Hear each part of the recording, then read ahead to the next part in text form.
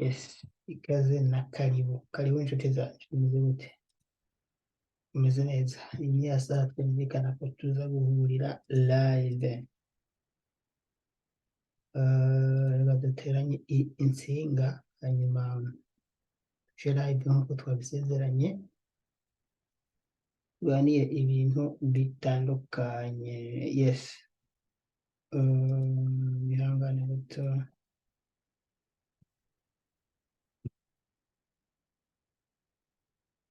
Yeah.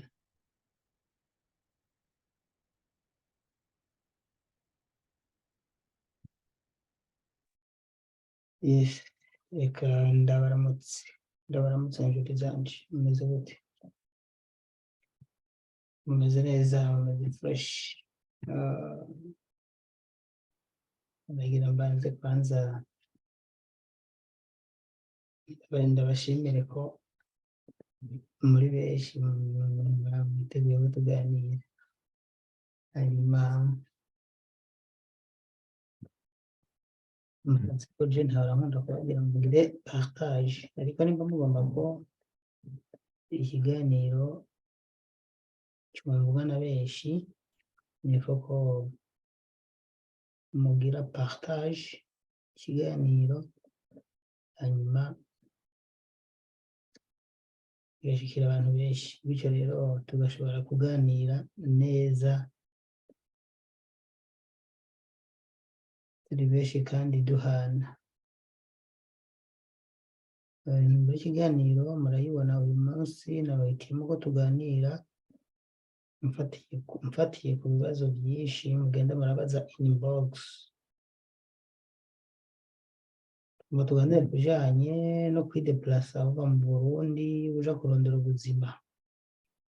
Nubwo navuze kuri Canada, kumbure ndagira no ku bindi. Intumbero si kuvuga kuri Canada yonyine. Muri iyi minsi narapostinze ibihugu hano, ndabereka ibihugu ushobora kujamwo ata visa bigusavye, ukabona umuntu ariko arabaza ngo sigurira. None ndagusigurire, ubu abantu bose bashika 100 bankurikira, mbona ushobora kuzasigurira umuntu umwe mu bihugu kandi nkabikora neza nkabanezereza mwese, ivyo ukunda. Niyo mpamvu rero iyo umuntu aje live urakoze ikibazo muri comment, hanyuma hari ushobora kwishura, hanyuma bidashobotse naho ukazandika kumbure mu bwo bundi buhinga. Mugabo mu gihe turi live ikibazo kibarizwa ngaha muri commentaire, kandi ni naho kujya gushobora kunyerwa. Kuri WhatsApp usanga hariko message zingana nk'igihumbi, ntawe zisoma ngo zimare, kandi je ndababwije gukoresha audio kubera ko message uri gusoma message nyinshi no kumviriza audio nyinshi biratandukanye. Audio iyo ucagaguye ivyo uvuga, muri audio ngufi hajamo ivyumviro byinshi, ariko iyo wanditse message iba ndende cyane ku buryo kuyisoma bitwara umwanya. Aho dushizemo kuyishura aho urumva ko ari ibindi bintu, ivyo nguzo barabimenyera rero. Hanyuma ndahera ku bantu bamaze isi bambaza ku bijanye n'ibyo nababwiye, byo abagomba kwideplasa mu buryo bworoheje, kumbure babona kuja muri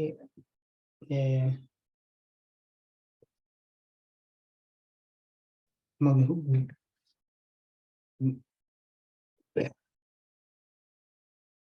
bitandukanye n'Uburundi ariko atari Amerika canke Uburaya. Buri gihe iyo ngomba kuganiriza bene wacu canke bashikanje, mbanza kwibutsa yuko atawuvuka rimwe ngo ace yuzura ingobyi. Iyo uvuze ngo umurundi yova hanze, mu Burundi akaja hanze, umuntu wese ajya kubazanya Canada wogerayo gute, Amerika wogerayo gute, Uburayi wogerayo gute. Nta n'umuntu n'umwe yumvira kuva mu Burundi waje muri Uganda canke muri Kenya canke muri Zambia canke muri Mozambique. ubucumenga twese twavuye mu Burundi duca tugenda muri Amerika canke Uburayi.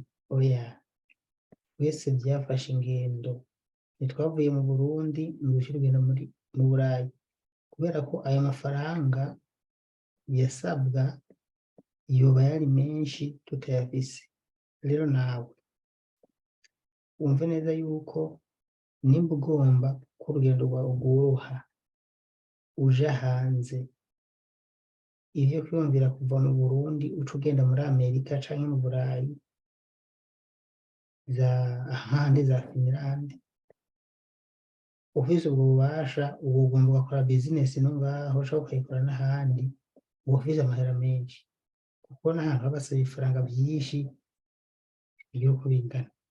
Abantu bayafise baba bishoboye, ego baraba yaronka bagurishije ibintu bagaca bagenda, ariko ushize ku munzane ufise uwo mutahe utagurishije ikintu, ugomba gukora bizinesi ngaho, mugabo uvuga ati ngomba ngende hanze mu buryo bwiza, nico canzanye uyu munsi, ni kubanza kwipanga ko uca mu bihugu vyegereye Uburundi. Nk'akarorero ukipanga ukavuga ati ndavuye mu Burundi ngomba nce muri Kenya, nciye muri Kenya, nagera muri Kenya nzoce ndahamara imisi canke mpange ukuntu ninjira mu bindi bihugu, nze ndonke itike ingeze hariya, canke uvuga ati mvuye mu Burundi ngiye muri Zambia. Zambia ni igihugu ciza narakibabwiye, abarundi benshi bariyo, umuntu nuba agomba kujayo afise itike, afise vyangombwa, ambwire ndamwereke uburyo agendayo canke uburyo ndamufasha, tumuhuze n'abantu bari ngaha bamwakire. Kuronka akazi hariya biroroshe, ufise umutahe hoho biba ari sawa. Kumva yuko ugomba kugenda mu Burayi canke muri Amerika, umuntu avuze ngo ndabereke inzira, ugaca ushira mu mutwe yuko uva mu Burundi ugenda mu Burayi gusa na Canada, haragoye. Ibi je ndababwira sindi bamwe bishiramwo urwanko ngo ntiwogerayo ngo ntivyokunda, vyokunda mugo bigusaba menshi, canke ntivyokunda. Inzira zoroshe ngoma ndazibabwire. Mw'iyi misi ngaha narapostinze linki y'akazi. Canada ikeneye abakozi, Haro State ikeneye abakozi, narapostinze hano linki, mwarayibonye hano hepfo. Nimba utayibonye subire furayo mu bwoko, kubera ko postinga posta nyinshi bisaba kumanuka umwanya munini, nta n'indwi irahera ndaberetse ko Canada ikeneye abakozi. Ni ukuvuga ko uragenda kuri site narayishizeko na linki, narazibashiriyeko linki original z'apana bimwe babahenda, linki ya Canada ambassade, ugashobora kugenda utabishoboye ugenda muri ville mwari yamantuze bakagufasha, ari bariya babikora. Applyinga basaba abantu, nta mashuri basaba, nubwo ntabiraneze nta mashuri basaba, hamwe bayasaba naho mumbabarire ababigerageje mu bose biravye neza, ariko umenga nta mashuri basaba. Ni ibintu vyo gupima amachansi, ushobora kuapplyinga ugasaba kuja gukorayo akazi. Muri ico gihe kubera ko bashaka guha free visa, uca utanga amafaranga makeya, ariko nayo si make, kuko bagusavye nk'itike bagusaba imiliyoni 1,000 c'amadolari canke 1,500. Nakarorero mugabo niko aratanga, ashobora no kurenga. Ni miliyoni 1,000 conyene ubu amafaranga y'Uburundi yabaye ivyatsi, ni miliyoni 4 mbere ngira zirarenga. Kibaye 5 murumva ko zica ziba miliyoni 6,500. Ayo mugabo hari abantu bashaka kuyabona, ariko uvuze ngo ngomba njeyo ngiye muri ambasade gusaba visa, bizogusaba 1,000. Wanze mumbabarire sindiko ndababwira ngo bisaba aya mugore, kandi kubigenekereze ko vyogusaba nk'amafaranga yabaye 10,000 y'amadolari. Ni kugereranya, sinababwiye ngo niyo bisaba mumbabarire, ariko ndiko ndakubwira vyibuze wumve niba wakekeranya ibiharuro birimo. None ga inshuti yanje, nimba vyogusaba nk'ayo mafaranga yose, kandi harya turumvise ko bizogusaba 5 canke 2, gerageza ayo machansi. Nivyanka genda urondere green card. Buri mwaka barasaba intonde z'abantu bapurayinze kuri green card, kandi nama ndabishirako ngaha kuri page yanje, keza utankurikira gusa ntuhomba. Iyo nshize koko green card page batanze link kuri ambasade y'abapurayinga green card, ndayishirako hano, abankurikira murayibona, kandi abikorana urukundo. Hari n'abashobora gufasha utuntu dukeya batabizi mugabo kubera ko mvise abafollowers benshi, abakunzi benshi, zishobora kubafasha muri benshi. Ariko kandi nanje sinzi byinshi, mubwo bye bikeya mba mbona nzimo koje green card sinigeze ndayikora, kandi maze kuyikinira na jewe n'abantu bamwe muri famille inshuro nyinshi ibi bintu bikunde. Ariko hariho nagiye nk'imitwe ngaha nyene boshinga intahe bamaze kugera muri Canada, kandi baciye kw'ilink nashize ngaha. Urumva umuntu wese agira umugisha wiwe, niyo mpamvu umuntu abwiye ati we gerageza umugisha. Ikintu gusa ndabahanura, ibintu byo kwisumbukuruza si vyiza. Nimba wumvise opportunity yo kuja hanze, niyo hoba muri Zambia jayo, niyo hoba muri Kenya jayo, niyo hoba South Sudan jayo. Ugeze hanze uzosanga ivyumviro wari ufise era bitandukanye totalement n'ibyo ufise wagezeyo. Uri mu Burundi uzokwama ufise ubwenge bwo mu Burundi nyene. Sindavugaye, ariko umuntu yatembereye n'ubutatembereye ntibashobora kugira kurezona kumwe. Gutembera ushobora guca muri byinshi byiza na bibi bikwigisha ubuzima, umutwe uruguruka, ubona ibyo utaruzi. Hari abava mu Burundi batazi na good morning, bakagaruka bakubita English, icongereza kimwe, bavuga ati wakigiye hehe. Abandi bakaza bakubita icyarabu kimwe, ushobora kwibaza ati icyo cyarabu yakigiye hehe, canke izindi ndimi. Umuntu wese agira umugisha wiwe. Ubwo rurimi wigiye hariya bagiye ushobora kugutunga muri kazoza. Mba ndiko ndabacira muri make, ariko intumbero niyo kubereka uburyo bwo kuja hanze. Abantu biyumvira yuko bazoja hanze baciye mu nzira yagutse, iyo kuvuga ngo mvuye mu Burundi ngiye kwiboca indege, nduriye indege no muri Canada cyangwa muri Amerika. Abo bantu bafise uburyo, kandi nabo turavugana inbox, ariko ni bake. Kandi ntibavugira ngo ibyo nibyo byoroshe. Kandi uko wagiye ku mahera makeya agezeyo bimugendera, nawe wagiye kuri menshi ugezeyo ntibikugendera. Menya neza, hariho risike yuko ushobora kugera no muri Canada cyangwa muri Amerika ukagaruka mu Burundi uburanye nabi. Ugezeyo urakora ikintu bita kwideklarara. Ntuvuge ngo wagurije urupangu rwawe ngo wagize iki, urideklarara. Bakakubaza mu gipolisi, waje gukora iki, waje no gute, ufise intumbero iyihe. Ukavuga ya n'imitwe abandi bari gutekera ahubwo no kuvuga atabyuzi, barakubwira ati bavuga kugira ntibasubize inyuma. Hariho ibyo uvuga bakumva ntibifashe, bakagusubiza mu Burundi. Ivyo mu kuvyirinda rero, urabaza abagenzi bakakubwira ukuntu ushobora kuburana canke kwisigura, gusigurira bajya abazungu bakumva ivyo uriko uravuga, bagaca baguha ubuhungiro, bavuga ati guma ngaha. Ariko nk'ibi bintu nahereye ko kubabwira vya green card, no, vyo gusaba akazi, kuja gukora akazi, Canada yavuze yuko abantu bazogendayo gukora bazoba bafise uburenganzira bwo kugumayo no gutumako imiryango yabo. Uzogumayo canke uzotumako umuryango wawe mubaneyo. Urumva ko ni ibintu bibiri kandi vyiza. Uwo muryango wawutumyeko urose akazi utangiye gukora kuko bakeneye abakozi. bashaka guha n'iyo opportunity yo kuzana umuryango wawe mukabana muri Canada. Link ngaho hepfo iriho ntiri kure, nta n'indyo ndayishizeko, ariko abantu baguma bazanye inbox ngo dufashe. We nakweretse aho baroba ifi, aho ahari ubufu yaranje cyangwa bane baragufasha. Je sinoronka uburyo bwo kugufasha kubera ko nubwo nkora ibimba ndabibakoreye mfiza kandi kazi kanje kandi bafise umwanya muke, kandi umuntu ankurikira arabona ko uburyo nkora ni bake bakora nkuko nkora, postinga post nyinshi, mbavize amakuru ndiko ndatohoza, ayo ndiko ndandika, nayo ndiko ndakora mu mashini mu buryo bwo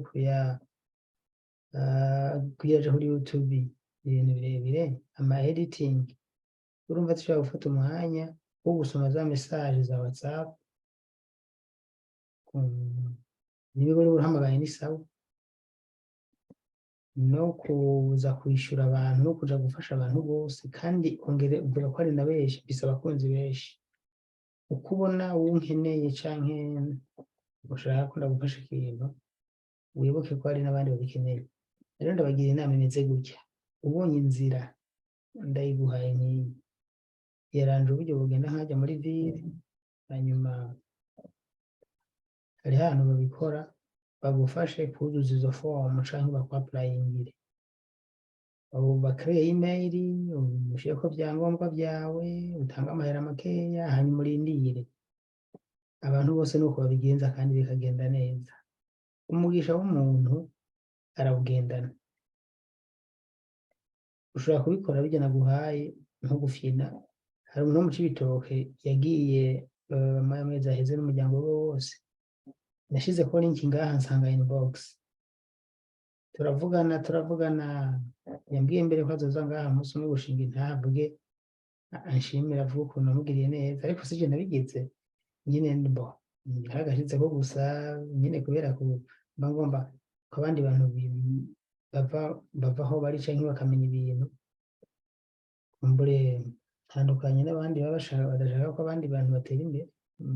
Nari Imana yamufashije, ibyo yakoze bigenda neza, kiragenda. Abanyanga hari n'ubundi numvise umenga ibyo wese reka ndabereke sindabibona neza, nzovyishimira bibaye. Muri make rero ushobora kuva mu Burundi uyu munsi ugaca muri Zambia, ukamara igihe kubera ko abantu baronka amafaranga, ukaronka umutahe nimba utari ufise uzoca ugufasha gushika muri Canada. Ivyo bihumbi bikenewe. Ushobora mu Burundi uvuga ati ndigavye ngiye muri Sudani y'Epfo, ukahakubita igihe gitoya, mu gihe gitoya amara uzohakura azogufasha ko uzoca uronka uburyo ugera muri Canada canke muri Amerika canke ngaha muri Finland ngaha ndi. Ni ukuvuga ko rero nimba ugomba kuja hanze, uyu munsi nagombye kubagira inama yo kutokwishiramo yuko uzova mu Burundi direct muja hanze kure. Amafaranga y'u Burundi akira y'ivyatsi bizobagora cane. Ikindi kintu, iyo uvuye mu Burundi hari igihe uhura n'inzira ituma ugenda hanze. Gute? Hanze mu bihugu turimo. Nko muri Zambia hari igihe usanga usaba vyangombwa vy'impunzi, hari igihe ushobora kugirirwa amahirwe ugasanga UN iriko iratwara impunzi, canke hari ikibazo kibaye gituma bakujana canke babatwara, canke ugahura n'umuntu aragufasha ugasanga uciye kubera ka kantu ufise k'impunzi. Ariko uri mu Burundi muzohurira he? Abantu mukiri bato, tembera. Niyo wogira ibyago ugasonza canke bakugirira nabi ugakena, ntuzopfa. Udaciye muri izo ngorane ntushobora guca ubwenge. Ni nka kurya uri ngaho mu gihugu utarapfungwa, uba ufise ubwenge bubona imbere yawe gusa. Umuntu amaze gufungwa aba amaze kurusha ubwenge burebure. Sinabibipfurije, ariko kuva kuja hanze ni nko gufungwa, kuko naho uva impande ya so na nyoko canke ukava impande y'abakwitayeho, ukagera ahantu uzorya kumbure nimba ata mafaranga ufise, wibayeko. Utibayeko nturye. Ugategerezwa gukora akazi akariko kose kagoye, ugategerezwa kuriha inzu, canke ukagera ahantu umwana agucira mu kanwa aca mu maso akagusuzugura kubera uri kurondera ubuzima, icyo kintu ukacyemera, ubwo ni ubuzima uriko uracamwo. Utamaze guca mw'iryo shuri ntushobora no kwitunga muri kazoza ngo umenye abantu bose bari hanze mu bintu bagiye mu buryo bworoshe. Rero niho bagira inama, kandi ntabwo abantu murabizi ko dukundana jewe, ndabagira inama nziza. Gutembera ni intambwe uba utambutse y'ubuzima bwawe. Udatembereye ushobora kuzoguma wifuza kuja muri Amerika canke muri Canada uri mu Burundi ukazorinda upfa, n'amafaranga uyafise ukabura n'uwo bigufasha. Ariko ufise makeya ugatembera ukava mu Burundi ukaja mu bindi bihugu, bizogufasha ko uzomenya iminyuro, uzomenya inzira, uzomenyana n'abantu, uzuguruka umutwe. Niyo ufise y'amafaranga yawe wasize mu Burundi ntunayakore, ukazosanga yakujanye nayo ukuye hariya nyene. Uyu munsi intumbero nyamukuru kwari kubagira inama iyi, kumbure binyuranye n'ivyo naba ndababwira, ariko nibi ndazi ko bikenewe. Ngomba mbanze nsome komantere, kumbure muri komantere ndaza gusangamo ibibazo vyinshi. Murakoze.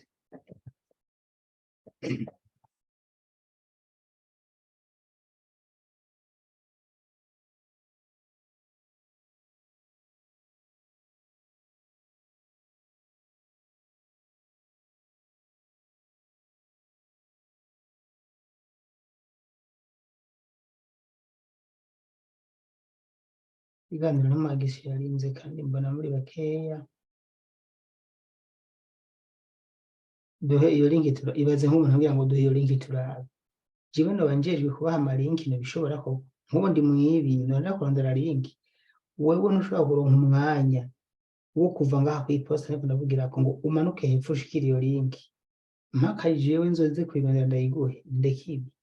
Honyene nkaho usanga wewe uricaye uriko uracatinga n'abantu kandi icyo bakumariye, kandi urumva ko ari ikintu cy'akamaro, aho no kugira ngo ufate umwanya uje kuyirondera ngo ndayiguhe. Mufise irarenganye nabivuze.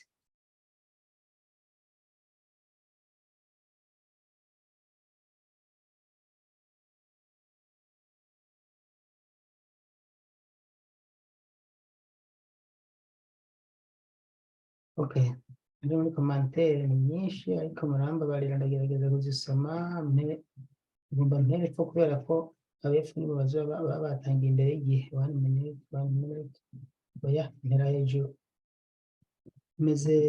Tumeze neza tuyagire. Ubu ni uwitwa Sandrine Ndayishimiye. Ubundi Moise Felix yavuze ngo ni 12 millions visa simple, 30 millions visa diplomatique. Wowe uri gisuma nteye n'ubuntu ukuraba uri kurabesha. Cyo tubandanye. Dola volume ntitubumva, umva utanyumva nyine ntubunyumva, abandi banyumvise. Jewe numva ko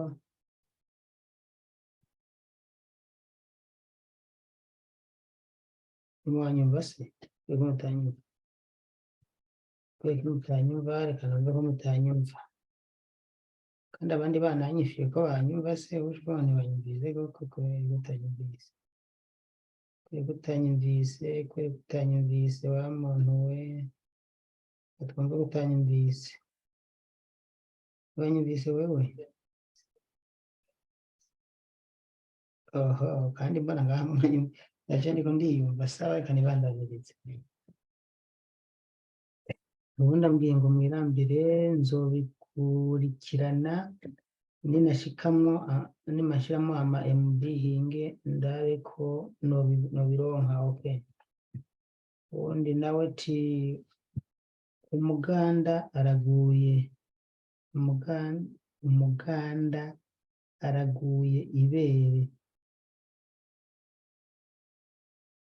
Ndabibitse birakunze nzoheza vyumvirize ndonse ama MB. None ibi biragoye ga yemwe n'ukuri. uri kuri Facebook ubyumva. Hello, I live in USA and for the all process about USA, Canada, and Europe, I can help you to get visa and any kind. I can also help you to get visa in some countries. No visa interview again. Thank you, Daniel, for this topic. Ichambere namakuru. Thank you.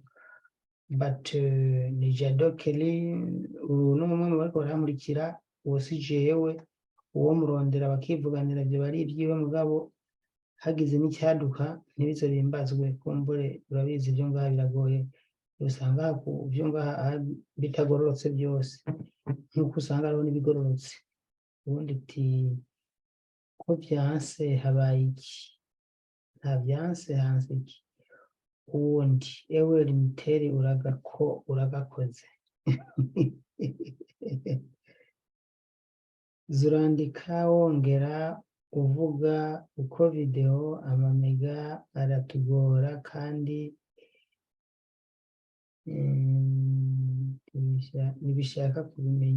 dushaka kubimenya kwandika hari ibyo umuntu yandika ibikenewe ibidakenewe ntabyandika kumbure kuko nk'ibimvuze ndabyanditse na buri ndabyandika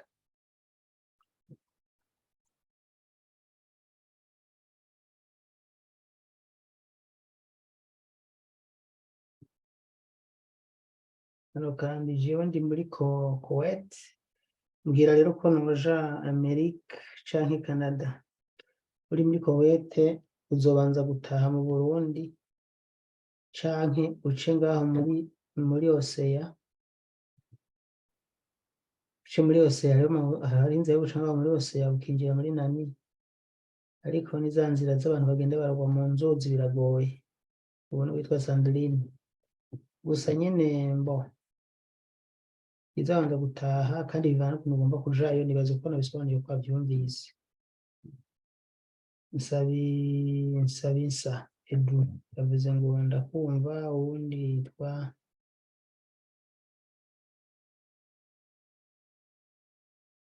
bisaho nicara uwundi ariko Dani green card ni Canada ni Amerika ni Canada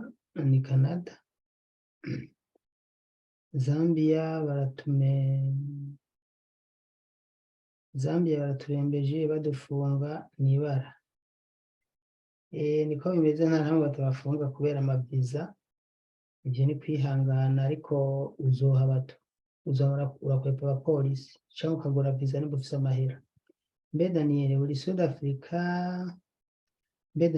uri South Africa hariho tour woba uzi yo kuja i Burayi oya nayo nzi ubona witwa Hassan n'undi Nshimirimana ati Apollinaire ati Daniel mfasha iyo link ya Canada mugenzi yirabire ni hariya hepfo ni yiri sinzi yiri ubundi ati very true atuvuze ukuri very true witwa Desire ubundi Nsabinsa Edu kandi duhe iyo link nakubwiye yirabire hepfo yirabire fata umwanya ndazi uramara nk'iminota 30 uri kurayiraba uraza kuyibona ubundi ati komera mutama eheko komera nawe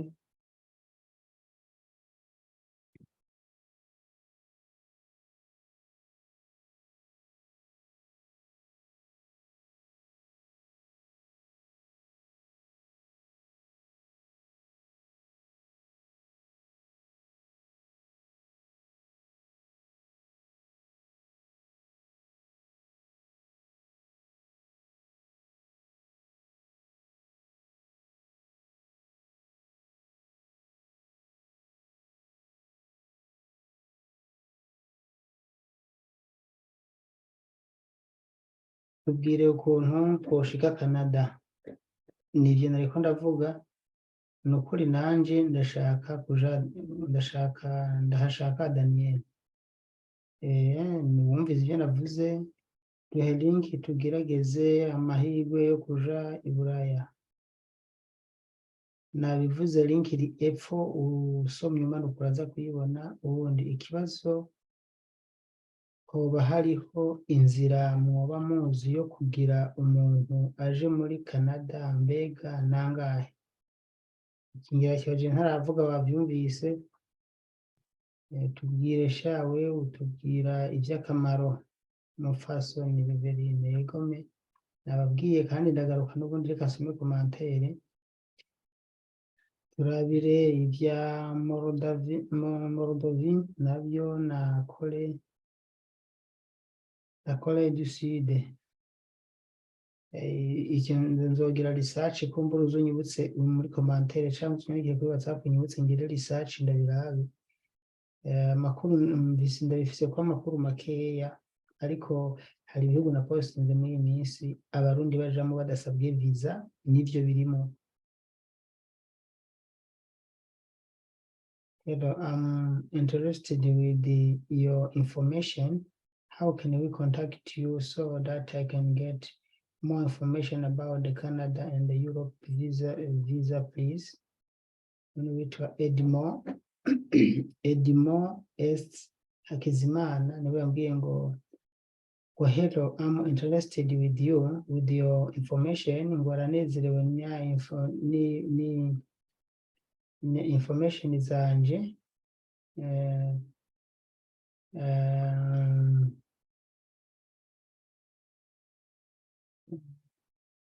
Atambwira ngo how can I contact you so that I can get more information about Canada and the Europe visa, please?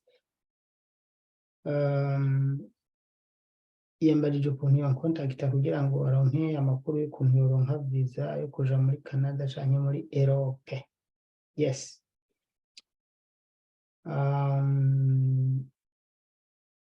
Nimba ukiri ku murongo, genda kuri page yanje kuri about, ucubona ko WhatsApp yanje, hanyuma nkontakite. Nimba gitumvise kumbure ndaguhe link nuko nyene izi nkuko y'ikiganiro canke nakoze canke y'ibindi, ariko information zirenga izindi ko ndatanga ngaha nibaza ko nama ko murangora. Ariko igituma nemera kwemera umuntu n'ubwo muri benshi igihe usanga umuntu akoresha ikibazo cyoroshe kumwishura ugaca umwishura. Niyo mpamvu niyo nimero ya WhatsApp yanje hari akamenyetso ko guteranya 358 46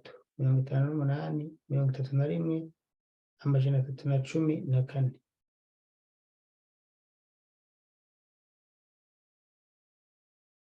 Ayo majambo yawe wapi uradutwara turabi n'utwo kwizera ndabatwara he? Iki nicyo kibishe. Ndagutwara ndabishoboye, yes ndabishoboye, niko nakugira inama ndagufasha mu mutwe nimba ufise ubwenge, ariko hari n'abatagira ubwenge rero. Urakoze cyane, hinge nanje ngumane namwe, murakoze. Uwitwa Paul, uwitwa Nshimirimana ati tuyironka iyo linki kuri YouTube yawe canke twoyironka gute, twoyishika gute? Ahanyene twoyironkera he? Ahanyene ni hiri mwizi posta na postinze, uguma umanuka hepfo uzingurura urabize na postinze mu minsi iheze, uza guca ubona aho uraza kwigira ko aho na postinze mvuga ibijanye na visa ya Canada. Bari basohoye amakuru bavuga yuko bashaka abakozi, nta nini birahera. Yagire twigire USA, abavuga ibyabo bareki. Nabayagiye vraiment, nabayagiye kandi none wewe woronka itike ntiwomutuma ko akaza ukamwakira? Oya, sinogutuma ko sinujya kunda, sinujya gukunda naguhenze, si uko bigenda. Ubundi avuga ngo reject itanga USA ni hatari siku hizi. Bisobanukiwe. Okay. Turahari hama tubwire amatike ya Zambia, Zambie na South Africa, hama habonetse ubuzima ni ukuza muratubwira. Ego ni uku nyine tubikora, nibaza ko tubikora birenze ngaha. Komera ku kazi kawe mugenzi, Imana ikongere imigisha, warakoze. N'akandi nitwa Mugisha. Ubu ni Nshimiyumukiza Desire. Nduwayezu ati rekana nazi yishimye vya Korea vya ntuzenye vya Moldovina, Korea du Sud, yashamwishyura ngo rekana na Aziya. Ubundi ati twebwe turipfuza ko mwoduhuza n'umuntu mwizeye yodufasha gushika Canada. Muba mukoze cyane kandi tubaye turashima. Florence, uzinyandikire kuri WhatsApp. Kubahuza ni kimwe, kubanza kuraba ko mufise uburyo n'ikindi, no kubizera n'ikindi, kuko n'ababikora bikorana amakenga yo guhava batabwa mu mbuto, kubera ko si ibintu biba byemewe cyane, bivanye n'ukuntu bikorwa rimwe na rimwe. Harabamo confiance. Ababishoboye bariho ariko si benshi, hari n'abo tumaze kubifasha. Florence, ego namwe nibaza ko mutumanje kuri WhatsApp mukatwibwira igihe uzosanga, ariko murungika audio apana kwandika.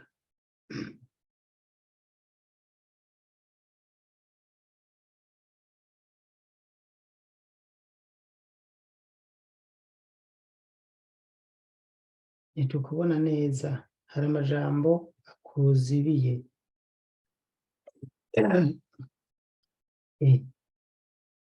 Nimubona neza amajambo anzibiye, bwa bundi ibintu biragoye. Shaka mumbwire ujya mugambi w'abagabo baja Qatar, hari ico bivuga ko kumengo biriko biteba. Ivyo vy'abagabo baja Qatar ntavyo nzi n'ukuri, nobambeshe.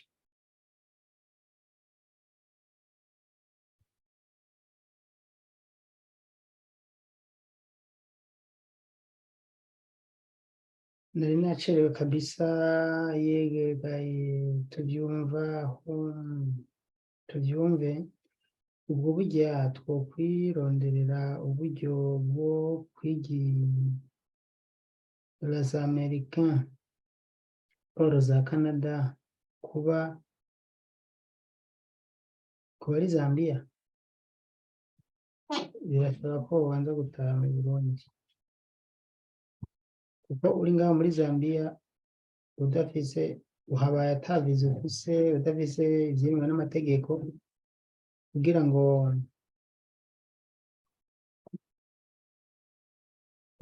uja mu kindi gihugu n'ibikunda atana passport ufise, niba ufise yarapfuye kumbure kubera ko ataviza warishe, canke winjiye muri Zambia mu manyanga. Ivyo rero banza gutaha iwanyu, ukabikorera mu Burundi, canke ukaza mu Burundi ugaca uriha ticket from Burundi to Tanzania to Zambia straight away, kandi ukariha visa ku mupaka, ku buryo passport yawe bigororotse. Aho baheze kurikina niba ugomba kugenda hanze. Ahandi ibijanye na West Australia bimeze gute? Ko numvise nabo ngo barafise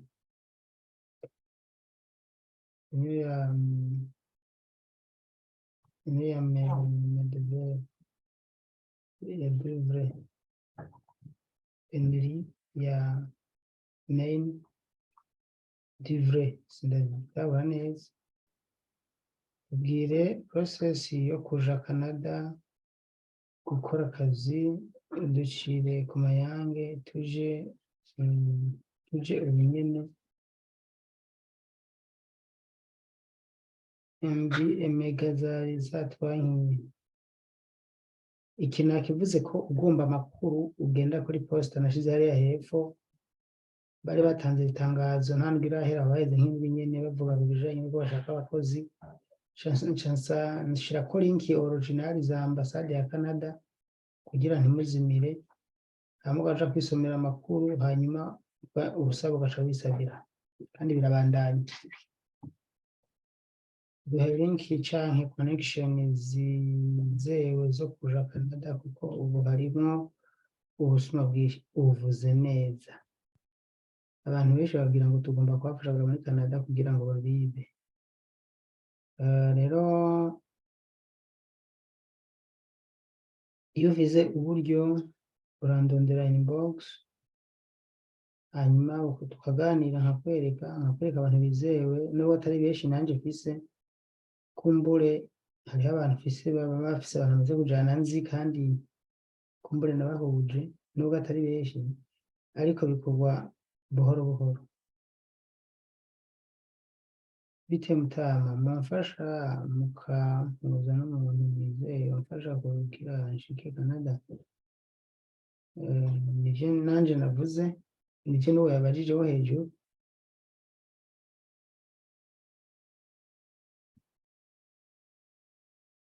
Nta irimo twayiravye turayibura, irimo cane n'ukuri, irimo cane kabisa, irimo pe.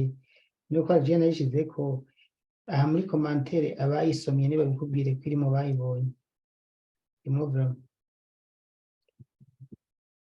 Je nshirako posta nyinshi bigutwara umwanya munini, bisaba ko witonda.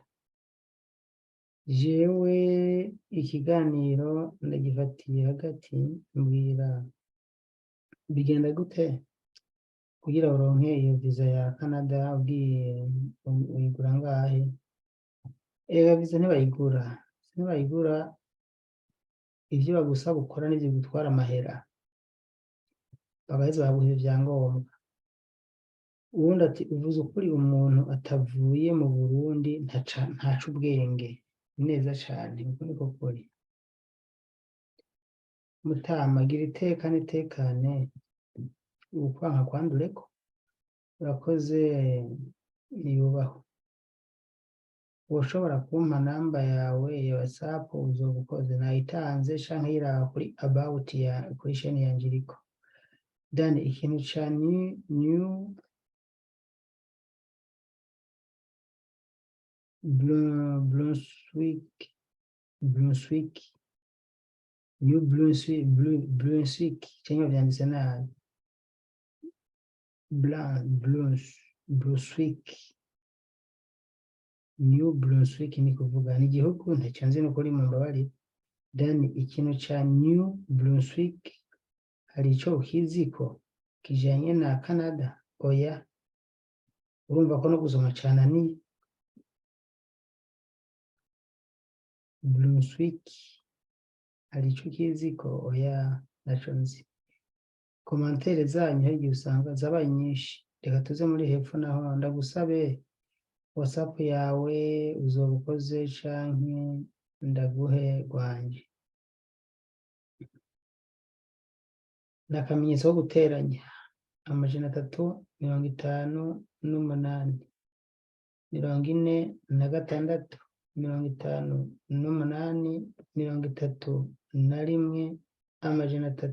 314.